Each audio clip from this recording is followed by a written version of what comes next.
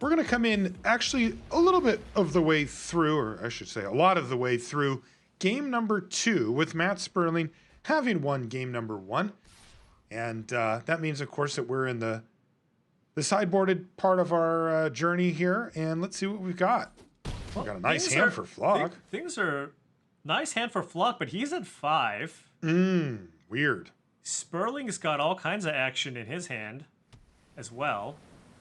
Looks like Sperling's doing the cling to dust thing as well. You see the end of the story, even at this stage of the game, still costs 7. Which might be the plan here for Floch because he didn't cast a Thieves Guild Enforcer. But I think the Thieves Guild Enforcer might put enough cards into their graveyard so that you could Drown in the Loch and counter the Yorion. We'll see. Okay.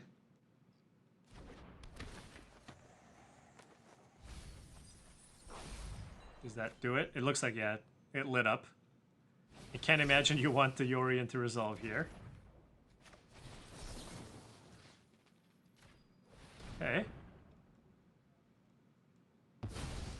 And then there's a Soaring Thought Thief, but it's kind of awkward because Matt Sperling does have access to the Polukranos activation.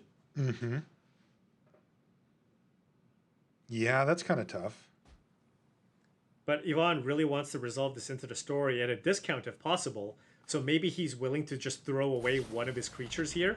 Yeah. Just to ensure, because the thing is, either you kill the Thieves Guild Enforcer here in response, or you kill the Soaring Thought Thief.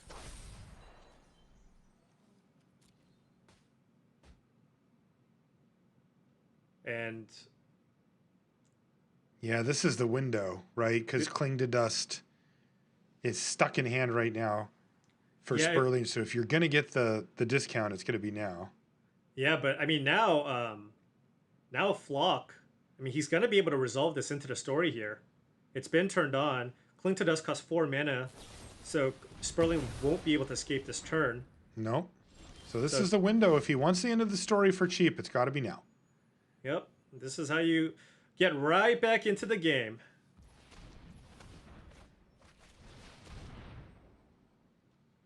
All right, here we go.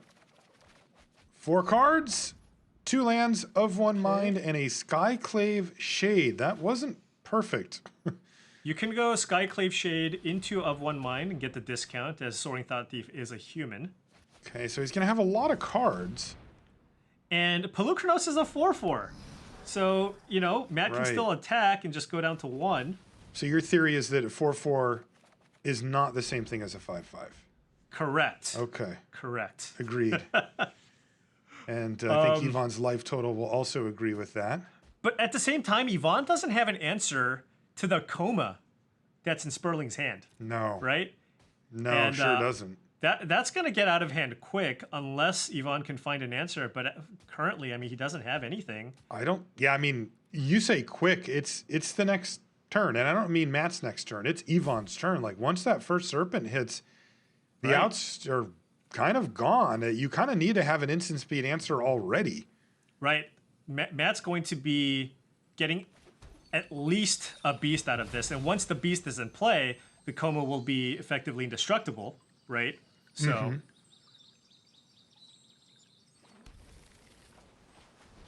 yeah, I mean, Yvonne doesn't really have any other plays here, so you can just run out a Soaring Thought Thief and jam. Get in for 3, I guess. This is very, very close. But that coma might make it not close at all. We also don't know what's in Yvonne's graveyard. There is an Agadeem's Awakening in his hand. True. And wait, is there a Lurrus anywhere? There must be a Lurrus in the graveyard, right? Yep, there it is. Okay. Thanks, Yvonne. He heard us. That was perfect. Yeah, we have manual spectator here. We can just watch, you know, we can just talk about things and it'll happen. So I imagine, given how much mana Matt has up, like, I wouldn't be surprised if Yvonne just goes for a block here. Right. He can afford to not, and he's not going to, so okay. Down to 1 he goes. The issue with going for the block, though, is that the Polukranos becomes a 1/1, then you can fight and then escape the Polukranos. Oh, you can just fight the Shade and then... As a 12/12. Otherwise, it costs 6 mana. Yeah, okay. I would be so tempted to just play out a Coma here. Yeah, that's what it's for. Play out a Coma, keep up Heartless Act. Also, I think I would just want to crack my Fabled Passages just to represent the fight instead of getting responded to. Right, you'd rather just have the mana available. I'm assuming he has things he can get. Yeah, I see a swamp. I mean, there's 3 or 4 forests usually. Yeah, there's 3 and then 2 swamps plus 3 islands, so plenty of targets still. Oh, so I wonder what the library count is. I mean, Matt's on a Yorian deck, so it's not the normal plan to mill them out, but it's still possible. Is that where we're at? I mean, maybe. I mean, we're gonna see an Awakening here for 3. You gotta go for it. We got a Luris and maybe a Wind Robber. A Wind Robber, or you can get the Thieves Guild Enforcer. I guess you can go with the something he can cast. Right, then he can play the Wind Robber.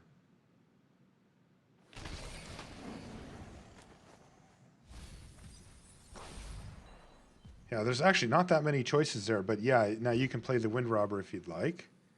Although, if he wanted to find more ways to find answers, he could have gotten the Merfolk Wind Robber instead, sacrificed to draw a card, and then play it again. Mm-hmm.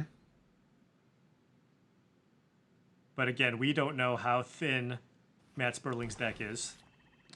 Looks pretty thick from here, Paul. I mean, this is a lot of power. I think Matt's just kind of going through the numbers here, seeing if he's dead here. I mean, the thing is, I mean, look at Matt's hand. He's got Heartless and Binding the Old Gods to kill 2 of those creatures that are in play. I mean, he has to have lethal here, right? Does feel like it. Unless Yvonne chooses not to attack. I feel like if he attacks with the Soaring Thought Thieves, it's just over. Is you can use Heartless Act to kill Luris, Binding the Old Gods to kill Thieves Guild Enforcer, and then you can sacrifice your new beast to tap down the Merfolk Wind Robber and just attack. Also, you have active Polukranos. Right. Yeah, active Coma to shut stuff down, active Polukranos, 2 removal spells in hand. And no attacks here from Yvonne, who just has to pass it back. That cannot be good news for him. He's managed to leave up Mystical Dispute. He's got that going for him. Probably. What?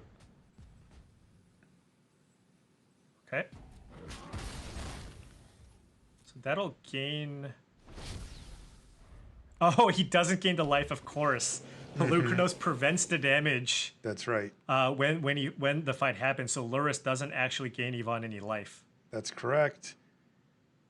So now what? Serpent 1 thing down, Heartless Act 1 thing down, Binding 1 thing away. Oh, he drew another Heartless Act too? Oh, he did. Oh yeah. Yeah, I mean this should just be game, right? Like yep. you have just 3 lethal attackers. You just kill everything. Now, I suppose Binding the Old Gods will get Mystical Disputed if then he could just throw a Serpent at something, right? Yeah.